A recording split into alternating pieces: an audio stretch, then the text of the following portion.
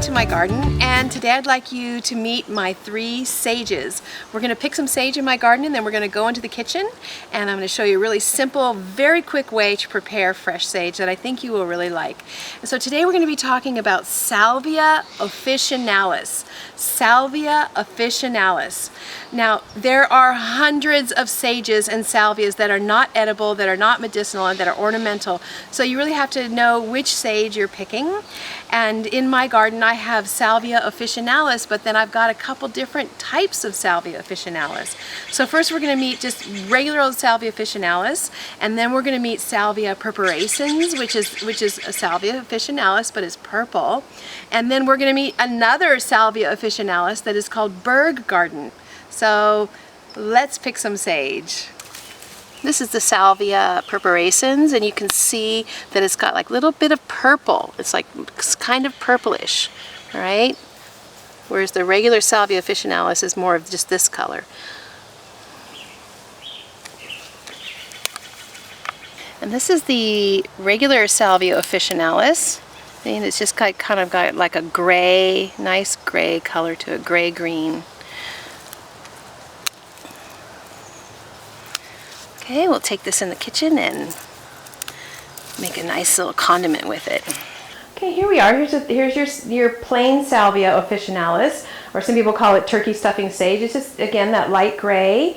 And then here's the purpurascens. Again, these are all the same, Salvia officinalis. They're just different varieties. And then here's the Berggarten.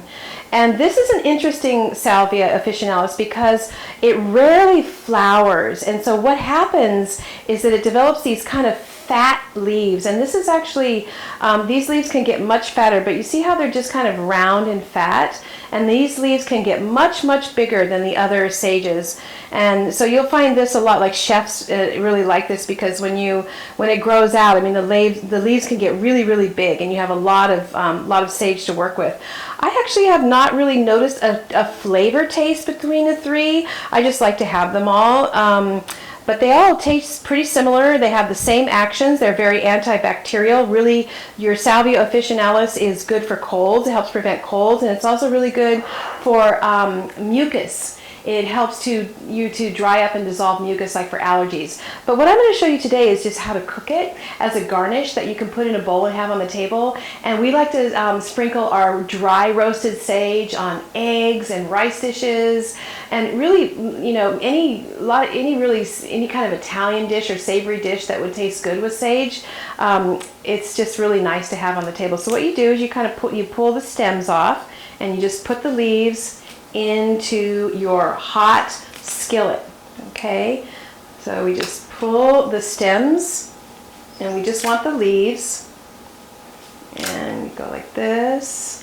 And then what we're going to do is we're going to let this cook on I have it on high, and we're going to dry roast these. We're just going to roast these sage leaves until they're cooked, but they're not burnt. And so you have to stay here. You have to stay with this.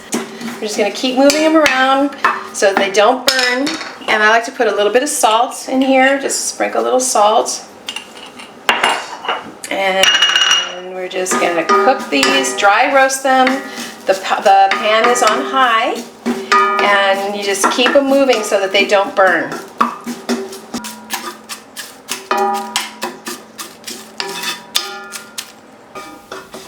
So you roast it, you dry roast it, until all the sage leaves are crispy. And the aroma in the house when you're doing this is amazing. People come in and are just like, what is going on in the kitchen? It just smells so good. But they're crunchy, they're a little bit like potato chips even, and they have really smoky, aromatic flavor. And you just sprinkle this on your rice or your eggs or your potatoes, or your kale or your vegetables, and it's just really, really yummy way to get more sage into your life. So thanks for being with me today in my herbal kitchen, and yeah, enjoy.